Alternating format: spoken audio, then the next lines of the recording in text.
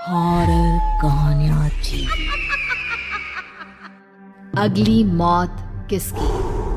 संजीव अपने दोस्तों राघव और प्रतीक के साथ बियर बार में बैठकर बियर पी रहा था।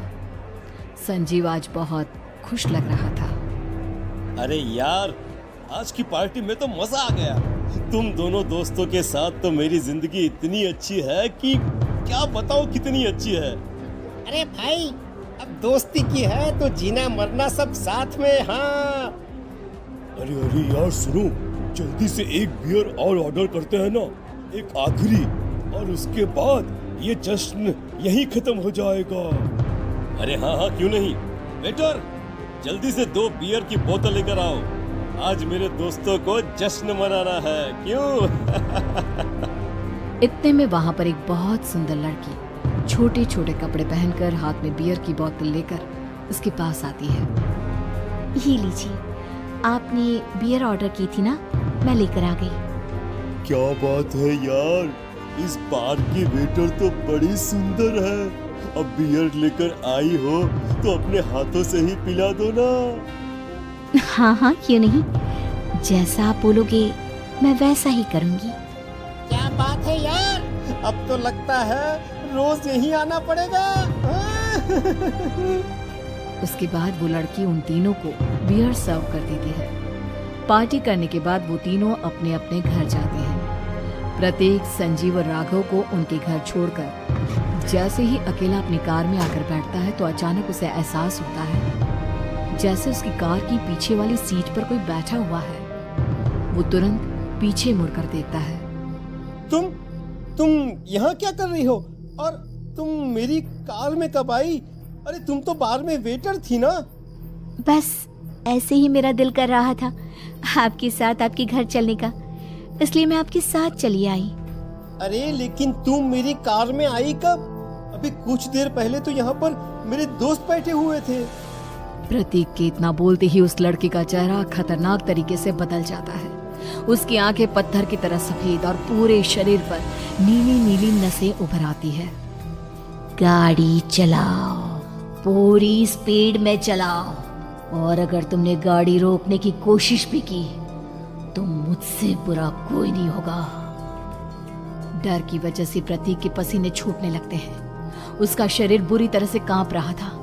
प्रतीक बिना कुछ सोचे समझे कार को फुल स्पीड से चलाना शुरू करता है। चलते चलते वो शहर से दूर एक पहाड़ी पर पहुंच जाता है और सामने अब सिर्फ पहाड़ी का किनारा दिख रहा है, जिसे देख प्रतीक घबराकर अचानक से कार को ब्रेक लगाता है। देखो देखो देखो देखो, मुझे छोड़ दो मुझे। अगर मैंने गाड़ी जरा सी भी आगे बढ़ाई तो हम दोनों नीचे गिरकर मर जाएंगे। ये तो तुम्हें पहले सोचना चाहिए था ना। अब कुछ नहीं हो सकता।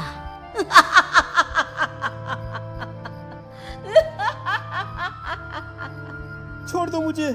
नहीं प्लीज मुझे छोड़ दो। प्लीज मुझे जाने दो। छोड़ दो मुझे। गाड़ी आगे बढ़ाओ। और तभी अचानक से बिना प्रतीक के स्टार्ट किए उनकी कार आगे बढ़ती है और गहरी खाई में गिर जाती है। उसके चीखने की आवाजें चारों तरफ सुनाई देती है।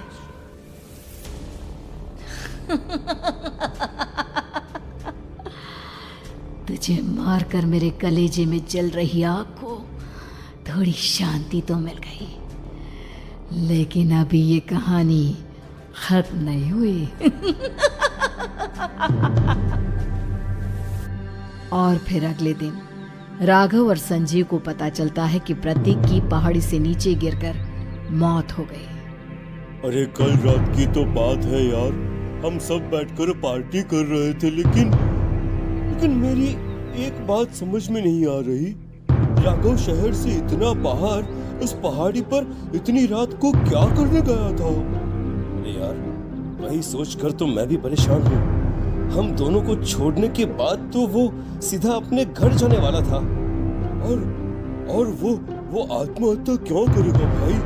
कल रात तक वो कितना खुश था, हमारे साथ सेलिब्रेट कर रहा था। हाँ, लेकिन पुलिस ने तो यही कहा है कि प्रतीक ने अपनी कार को जानबूझकर पहाड़ी से नीचे गिरा दिया और आत्महत्या कर ली। अरे यार, संजीव मेरी तो कुछ भी समझ में नहीं आ रहा है। चल ठीक है, अब मैं अपने घर जाता हूँ। Okay bye. राघव अपने घर में अकेला था। दोपहर का वक्त था। तभी दरवाजे की घंटी बजी। कौन है? अरे 1 मिनट रुको, अभी आता हूँ। राघव ने जैसे ही दरवाजा खोला उसने देखा कि सामने एक बहुत खूबसूरत लड़की खड़ी हुई है। कौन है आप और यहाँ किससे मिलने आई है? देखिए ना, बाहर बारिश शुरू हो गई थी, मेरी गाड़ी खराब हो गई है। आपका घर नजर आया तो सोचा कुछ हेल्प ले लेती हूँ। क्यों नहीं, आइए ना, आइए। मेरे कपड़े पूरे भीग चुके हैं, क्या आपके पास टॉवल मिलेगा प्लीज? राघव अपने बाथरूम से एक टॉवल लाकर उस लड़की को देता है। थैंक यू सो मच, अब मैं चलती हूँ। अरे इतनी क्या जल्दी है? आप चाहे तो बारिश रुकने तक यहाँ पर रुक सकती हैं। हाँ। लड़की ने पलटकर राघव की तरफ देखा। नहीं, मुझे जाना होगा, मेरा काम बाकी है। और वो वहां से चली गई। उस लड़की के जाने के बाद राघव अपने बाथरूम में नहाने के लिए गया और जैसे ही उसने बाथरूम में देखा तो उसका टॉवल वहीं पर लटका हुआ था। उसने टॉवल हाथ में लिया तो देखा कि उसका पूरा टॉवल खून के धब्बों से सना हुआ है। अरे अरे ये क्या? ये टॉवल तो मैंने उस लड़की को दे दिया था।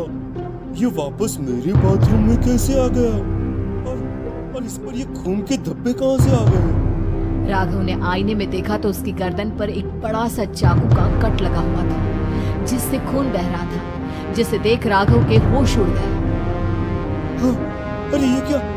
मेरी गर्दन इतनी ज्यादा कटी हुई है और मुझे दर्द भी नहीं हो रहा है। ये क्या हो रहा है मेरे साथ? राघव घबराकर बाथरूम से बाहर आया और अपना मोबाइल उठाकर उसने संजीव को फोन लगाया। संजीव जल्दी से मेरे पास आ जाओ। मुझे लगता है कुछ बहुत बड़ी गड़बड़ है, जल्दी आ जाओ। उधर से आवाज आई, लेकिन वो आवाज संजीव की नहीं बल्कि एक लड़की की थी। कुछ अजीब नहीं हुआ है, बस तुम्हारी माँ तुमसे मिलने आई थी और तुम्हें मार कर चली गई। अब तुम इस दुनिया का हिस्सा नहीं हो राघव, इसलिए तुम्हें अपने गर्दन के कटने का दर्द भी महसूस नहीं हो रहा। नहीं, ऐसा नहीं हो सकता, ऐसा नहीं हो सकता। कौन हो तुम? तुम्हारी मौत। अब संजीव के पास खबर पहुंचती है कि राघव ने अपने ही घर में चाकू से गर्दन काटकर आत्महत्या कर ली। ये सुनने के बाद संजीव के होश उड़ गए। वो पसीने से तरबतर हो गया और एक अनजाना डर अब उसके दिल को सताने लगा। संजीव के साथ ही उसका एक छोटा भाई राजीव भी रहा करता था। अपने भाई को इस तरह परेशान देखकर राजीव उसके पास आया। अरे भैया, क्या हुआ भैया? आप इतने घबराए हुए क्यों लग रहे हैं? प्रतीक और राघव की मौत, मेरा मतलब मेरे कुछ समझ में नहीं आ रहा भाई। अचानक से मेरे दोनों दोस्तों ने आत्महत्या क्यों कर ली? अरे वो तो मेरी भी समझ में नहीं आ रहा है भैया। हाँ, हो सकता है कि कोई परेशानी होगी और इसीलिए उन्होंने ऐसा किया होगा। हाँ, लेकिन दोनों की जिंदगी में एक साथ परेशानी और दोनों का इतनी खतरनाक तरीके से आत्महत्या करना, कहीं ऐसा तो नहीं मैं भी मर जाऊंगा? अरे आप ऐसी बातें क्यों कर रहे हैं भैया? वैसे ही मैं इतना परेशान हूँ। जब से अंजलि ने मेरा साथ छोड़ा है तब से सब कुछ बहुत अजीब सा हो गया है। रोज रात को डरावने सपने आते हैं। ऐसा लगता है जैसे अंजलि बार बार मेरे सपनों में आकर मुझे डराने की कोशिश करती है। अंजलि का नाम सुनते ही संजीव की आंखें फट गई और उसके गले में आवाज अटक गई। उसके चेहरे पर घबराहट साफ नजर आ रही थी। कौन थी वो लड़की जिसने प्रतीक और राघव को आत्महत्या की आड़ में मौत के घाट उतार दिया? और कौन थी अंजलि जो बार बार राजीव के सपनों में आकर उसे डरा रही थी? अंजलि का नाम सुनकर संजीव इतना घबरा क्यों गया? इन सवालों के जवाब जानने के लिए देखिए इस खतरनाक कहानी का अगला भाग।